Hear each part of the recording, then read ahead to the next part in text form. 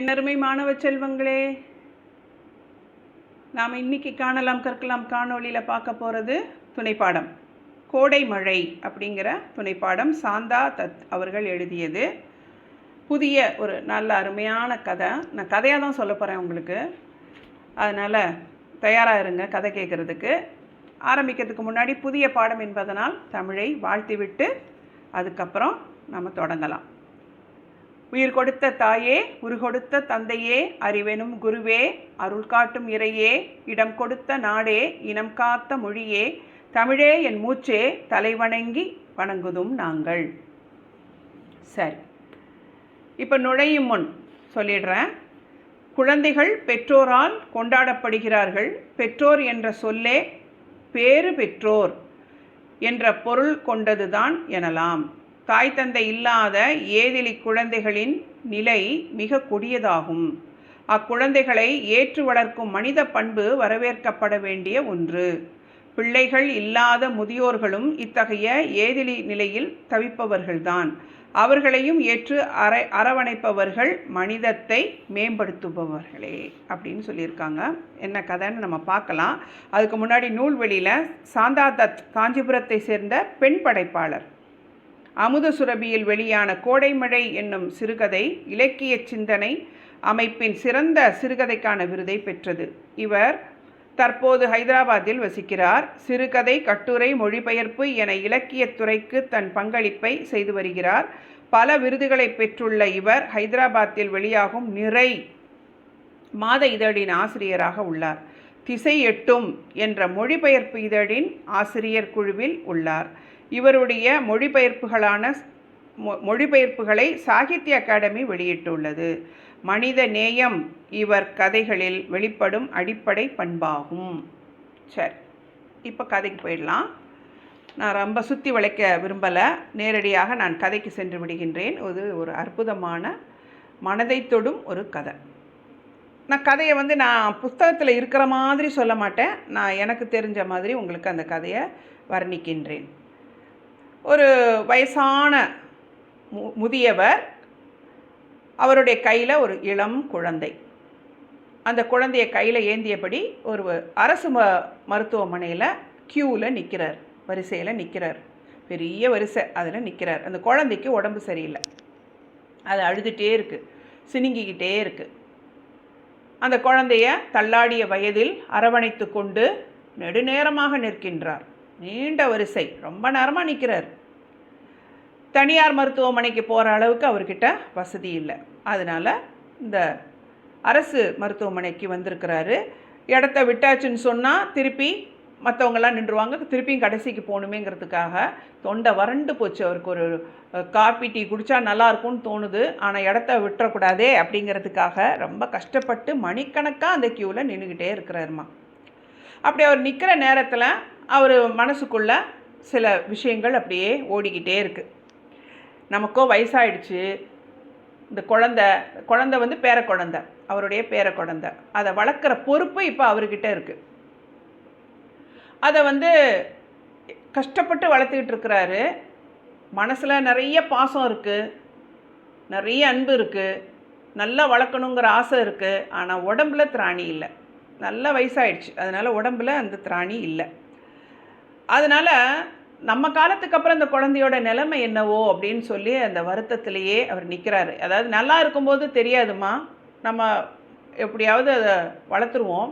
ஆனால் குழந்தைக்கு உடம்பு சரியில்லைன்னு வரும்போது அப்போ தான் உண்மையிலேயே ரொம்ப கஷ்டமான ஒரு கட்டமாக இருக்கும் இந்த சமாளிக்கிறது. அதுலேயும் ஒரு வயசானவர், அவர் மட்டும் தனித்து இருக்கக்கூடிய சமயத்தில் ஒரு குழந்தைய உடம்பு சரியில்லாத குழந்தைய சமாளிக்கிறதுங்கிறது ஒரு மிகப்பெரிய விஷயம். அந்த கஷ்டத்தை தான் அவர் அனுபவிச்சுட்ருக்கிறாரு. அப்படி அவர் க்யூவில் நிற்கும் போதே அங்கே ஒரு அழுகை ஓலம் கேட்குது. ஒரு குரூப் அப்படியே ஓன்னு கதறி அழுகிறாங்க.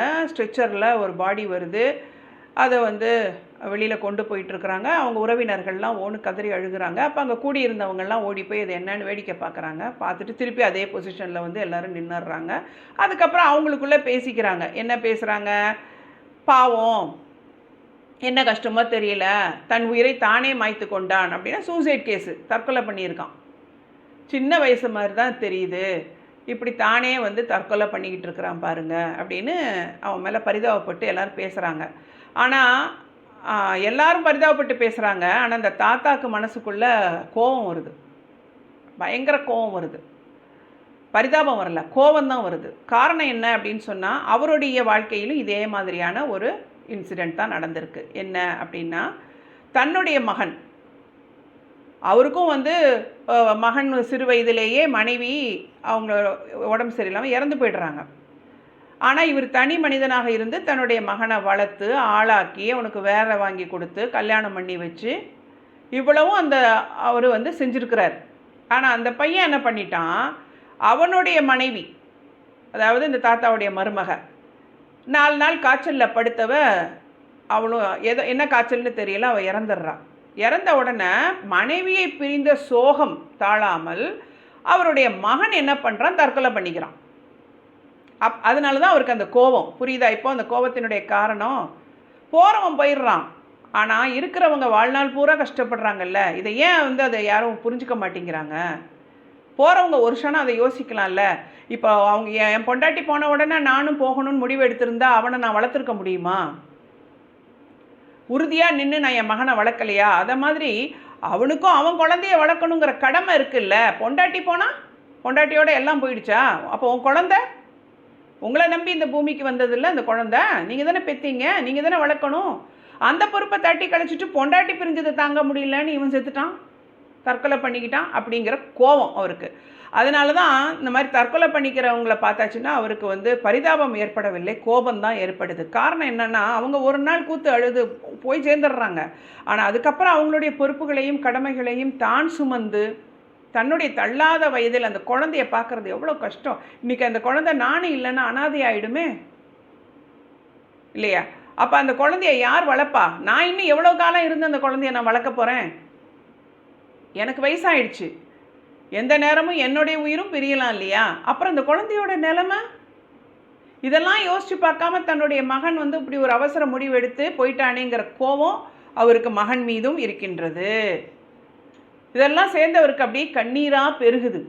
இயலாமை, தன்னுடைய இயலாமை. அவருக்கு நிற்க கூட முடியல, முதுகு வலிக்குது, ரொம்ப நேரம் நிற்கிறாரு. பாவம், கைகள் நடுங்குது, கால்கள் தள்ளாடுது. அந்த குழந்தைய அழுத்தி பிடிச்சிட்டு அவர் அந்த க்யூவில் இவ்வளவும் மனசில் நினச்சிக்கிட்டே நிற்கிறார். நம்ம என்ன செய்ய போகிறோம் அந்த குழந்தைய வச்சுட்டு? நம்ம காலம் முடிஞ்சிடுச்சுன்னா அதுக்கப்புறம் அந்த குழந்தையினுடைய கதி என்ன அப்படின்னு அவர் பயங்கரமாக உடஞ்சி போய்டுறாரு. அப்புறம் அவருடைய டேர்ன் வருது, டாக்டர்கிட்ட போகிறாரு. டாக்டர் சொல்கிறாரு, ஒன்றும் இல்லை, நெஞ்சில் நல்ல சளி கட்டியிருக்கு, அதுதான் நான் 4-5 நாளைக்கு மருந்து கொடுக்குறேன், அதை ஒழுங்காக கொடுங்க. ஏன் தாத்தா நீங்கள் வந்திருக்கீங்க? யாரையாவது கூட்டிகிட்டு வந்திருக்கலாம்ல, நீங்கள் எவ்வளோ கஷ்டப்படுறீங்க குழந்தைய வச்சுக்கிட்டு, ஏன் வேறு யாரையாவது கூட்டிகிட்டு வந்திருக்கலாம்ல அப்படின்னு அவர் டாக்டர் ஒன்றும் தெரியாமல் பாவம் அவர் கேட்குறாரு. இவருக்குள்ளே இவ்வளோ பெரிய சோகம் இருக்குது, ஒரு பெரிய கதை இருக்குங்கிறது டாக்டருக்கு தெரியாது இல்லையா? அவர் ஒன்றுமே பதில் சொல்லலை. குழந்தைய எடுத்துக்கிட்டு வெளியில் வந்துட்டார். வேறு ஒன்றும் இல்லை, பயப்படாதீங்க அப்படின்னு சொல்லி அனுப்பிட்டார். இவர் அந்த மருந்து சீட்டை எடுத்துகிட்டு அந்த மருந்து கடைக்கு போகிறாரு. அந்த மருந்து கடையில் பாபு அப்படிங்கிற ஒரு ஆள் நிற்கிறாரு. அவர் தான் அந்த கடையை பார்த்துக்கிட்டு இருக்கிறாரு. அப்போ அவர்கிட்ட போயிட்டு, இவருக்கு தெரிஞ்சவர், இந்த தாத்தாக்கு தெரிஞ்சவர். அதனால் அவர் என்ன செய்கிறாரு, அங்கே அந்த கடைக்கு போயிட்டு அந்த மருந்து சீட்டை அவர்கிட்ட கொடுத்து மருந்து கேட்குறாரு. அந்த பெஞ்சில் உட்கார்றாரு. பாவம், ரொம்ப நேரம் நின்றுட்டு இருந்திருக்காரு, மணிக்கணக்காக போய் உட்கார்றாரு. உடனே பாபு ஓடி வந்து அந்த குழந்தைய எடுத்துக்கிட்டு, கொடுங்க, என்கிட்ட கொடுங்க, நான் கொஞ்சம் நேரம் வச்சுக்கிறேன் அப்படின்னு சொல்லி அந்த குழந்தைய அவர் வாங்கிக்கிறார். இந்த மருந்தெல்லாம் கொஞ்சம் கொடுப்பா அப்படின்னு சொல்லி கேட்குறாரு. கேட்டுட்டு என்ன சொல்கிறாரு, இந்த மருந்து மட்டும் இல்லை பாபு, நீ இதுக்கு முன்னாடி என்கிட்ட ஒரு விஷயம் சொல்லியிருந்தேல்ல. என்ன விஷயம்னா வேறு ஒன்றும் இல்லை, இந்த குழந்தைய தத்து கொடுக்கறது பற்றி. ஒரு குழந்தை இல்லாத தம்பதியினர் வந்து குழந்தைய தத்து கேட்குறாங்க அப்படின்னு இதுக்கு முன்னாடி அவர் சொல்லியிருப்பார் இந்த தாத்தா கிட்ட. அப்போ அவர் மறுத்திருப்பார், பாசத்தினால மறுத்திருப்பார், கொடுக்க மாட்டேன்னு. அதை வந்து இப்போ வந்து அவர் பாபு கிட்ட சொல்கிறாரு. அப்படின்னோட அவன் வியப்பாக பார்க்குறான். ஏற்கனவே கேட்டேன், நீங்கள் மாட்டேன்னு சொன்னீங்களே அப்படின்னு கேட்டோடனே, இல்லைப்பா எனக்கு புரியுது, என்னால் வந்து இதை கடைசி வரைக்கும் வளர்க்க முடியுமாங்கிறது சந்தேகமாக இருக்குது. எனக்கு ஏதாவது ஒன்று ஆயிடுச்சுன்னா அந்த குழந்தையோட நிலைமை என்ன? அதனால நான் என் பாசத்தெல்லாம் ஒதுக்கி வச்சுட்டு அது எங்கேயாவது நல்ல ஒரு பாதுகாப்பான இடத்துல பத்திரமா அது வாழணும். அதனால் நல்லவங்கன்னு நீ வேற சொல்கிற நீ அவங்கள, அதனால் நீ அவங்கள கூட்டிகிட்டு வா வீட்டுக்கு, நம்ம அதை பற்றி பேசலாம் அப்படின்னு அப்படியே கண்ணீர் முட்டிட்டு வருது அவருக்கு அது சொல்லும்போது. என்ன இருந்தாலும் பாசமாக வளர்த்த தன்னுடைய பேரக்குழந்தை இல்லையா, அதை பிரியணுமேங்கிற அந்த ஒரு வேதனை கனமாக இருக்குது மனசில். இருந்தாலும் அதை சொல்லிவிட்டு எங்கே திருப்பி நம்மளே மறுத்து பேசிடுவோமோன்னு சொல்லிவிட்டு விறுவிறுன்னு குழந்தைய தூக்கிக்கிட்டு வீட்டுக்கு போயிடுறாரு. எடுத்த முடிவு முடிவாகவே இருக்கட்டும், திருப்பி மனசு மாறிடக்கூடாதுன்னு சொல்லிவிட்டு அவர் அழுத கண்ணீரோட குழந்தைய தூக்கிட்டு வீட்டுக்கு வந்துடுறார். அடுத்த நாள் இந்த பாபு ஒரு கணவன் மனைவி இளம் தம்பதியினர் அவங்கள கூப்பிட்டுட்டு பெரியவருடைய வீட்டுக்கு வர்றாங்க. வந்த உடனே அவர் குழந்தைய காமிக்கிறாரு. மனசு கனமாக இருக்குது, ரொம்ப வேதனையாக இருக்குது. ஆசையோடும் பாசத்தோடும் வளர்த்த தன்னுடைய பேர குழந்தைய இன்னொருத்தட்ட கொடுக்கணுமேங்கிற வலி பயங்கரமாக இருக்குது. ஆனால் தன்னைத்தானே அவர் சமாதானம் செய்து கொள்கின்றார். என்னென்ன எத்தனை நாளைக்கு நம்ம வச்சு பார்க்க முடியும், நமக்கு அப்புறம் அந்த குழந்தைக்கு யார், அது ஒரு பெரிய கேள்விக்குரிய அவர் முன்னாடி நிற்கிது.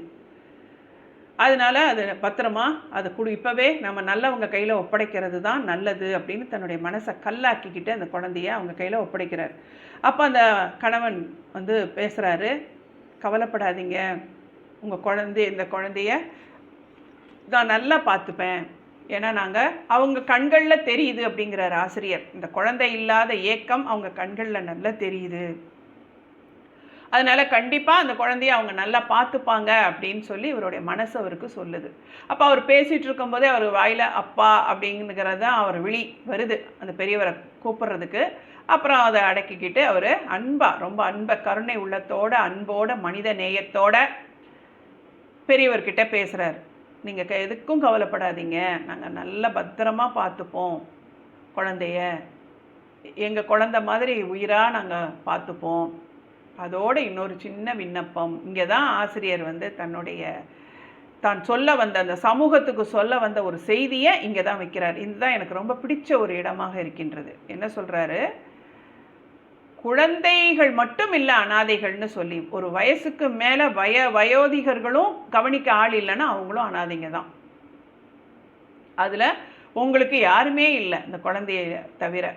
அப்போ அந்த குழந்தையும் நீங்கள் எங்ககிட்ட கொடுத்துட்டிங்கன்னா உங்களுக்குன்னு யாருமே இருக்க மாட்டாங்களே இந்த வயசான காலத்தில். அப்பா தப்பாக எடுத்துக்காதீங்க, எங்களுக்குன்னு வீட்டில் யாருமே இல்லை பெரியவங்க, எங்களுக்கு தான் அந்த அருமை தெரியும். எல்லாருக்குமேமா அருமை தெரியறதில்ல. வீட்டோட பெரியவங்க இருந்தாங்கன்னு சொன்னால் அவங்க அருமை தெரியறதில்ல. அவங்கள உதாசீனப்படுத்துறது, அவங்கள பார்த்து வெறுப்படைகிறது, அவங்க சொல்கிற அறிவுரைகளை கேட்டு எரிச்சல் அடைகிறது, இதுதான் இப்போ இருக்கக்கூடிய யங்கர் ஜென்ரேஷனுடைய மனப்பான்மையாக இருக்குது. ஏன்னா ஒரு பொருள் கையில் இருக்கும்போது அதனுடைய மதிப்பு தெரியாது. அதை இழந்தவங்களுக்கு தான் அதனுடைய மதிப்பு தெரியும். என்ன செய்கிறது, இருக்கிறவங்களுக்கு அது புரியாது. இது ஒரு சாபக்கேடு. அதே மாதிரி தான் இந்த இளம் தம்பதியினருக்கு யாருமே இல்லை, குழந்தையும் இல்லை, அவங்களுக்கு ஆதரவாகவும் யாரும் பெரியவங்க யாரும் இல்லை. அதனால் அவங்களுக்கு அந்த இழப்பு புரிஞ்சதுனால, அந்த மதிப்பு தெரிஞ்சதுனால அவர் சொல்கிறாரு, தப்பாக எடுத்துக்காதீங்க, எங்களுக்குன்னு யாருமே கிடையாது, எங்களுக்கு வழிகாட்டுறதுக்கும் துணையாக இருக்கிறதுக்கும் அறிவுரை சொல்கிறதுக்கும் ஒரு பெரியவங்க வீட்டில் வேணும்னு ஆசைப்படுறோம். ஸோ இந்த குழந்தைய மட்டும் இல்லை, நீங்களும் எங்கள் கூட வந்துருங்க, உங்களையும் சேர்த்தே நாங்கள் தத்தெடுத்துக்கிறோம், எங்களுக்கு அப்பாவா நீங்கள் எங்கள் வீட்டிலையே இருங்க, நீங்கள் குழந்தைய பிரிஞ்சும் வாழ வேண்டாம், நம்ம எல்லாம் ஒத்துமையாக ஒருத்தருக்கு ஒருத்தர் துணையோட நாம் சந்தோஷமாக வாழலாம், தயவு செய்து மறுக்காதீங்க அப்படின்னு அந்த ஆளை கையை பிடிச்சிட்டு அந்த மனிதன் பேசும்போது அவர்கிட்ட இருந்த அந்த மனித நேயம் இருக்கு இல்லையா, இரக்கம், கருணை. அதாவது கூட பிறந்திருக்கணும்னு அவசியம் இல்லைம்மா, இல்லை தான் பெற்ற குழந்தையா இருக்கணும்னு அவசியம் இல்லை, மனசில் அன்பு இருந்தால் போதும், உண்மையான பாசம் நேசம் இருந்தால் போதும், யாரை வேணாலும் நம்மளுடைய உறவினராக நாம் ஏற்றுக்கொள்ள முடியும், நமக்கு அன்பை கொடுக்க முடியும். அந்த நம்பிக்கையில் தான் கணியன் பூங்குன்றனார் பாடினார், யாதும் ஊரே யாவரும் கேளீர்னு. நமக்கு சம்மந்தம் இல்லாதவங்க கிட்ட நம்ம அன்பு காட்ட வேண்டியது இல்லை என்ற ஒரு மனப்போக்கு இந்த தற்கால சமூகத்தில் இருந்துகிட்டு இருக்கு. நமக்கு தேவையே இல்லை, அடுத்தவங்களை பற்றின சிந்தனையே நமக்கு அவசியம் இல்லை, நமக்கு அவங்க யார், நமக்கு நாம் உண்டு, நம்ம குடும்பம் உண்டு அப்படிங்கிற ஒரு சுருங்கிய மனப்பான்மை இப்போ தெரியுது இல்லையா, அது தவறு. பரந்த மனதோடு நாம் இந்த உலகத்தையும் சமூகத்தையும் பார்த்தோன்னு சொன்னால் அவ்வளோ பேரும் நம்மளுடைய உறவினர்களாக நமக்கு தெரியும். உண்மையான அன்போடு நம்ம பழக முடியும் அவங்கக்கிட்ட, உண்மையான கருணையோடு. அதுக்கு தேவை மனசில் மனித நேயம் இருக்கணும், மனிதம் இருக்கணும், அவ்வளவுதான் தேவை.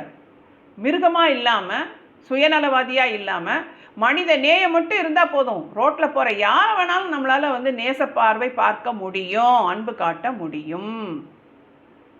அப்படி ஒரு உள்ளம் கொண்ட அந்த தம்பதியினர் இந்த குழந்தையோடு சேர்த்து அந்த முதியவரையும் தத்தெடுத்துக்கிறாங்க.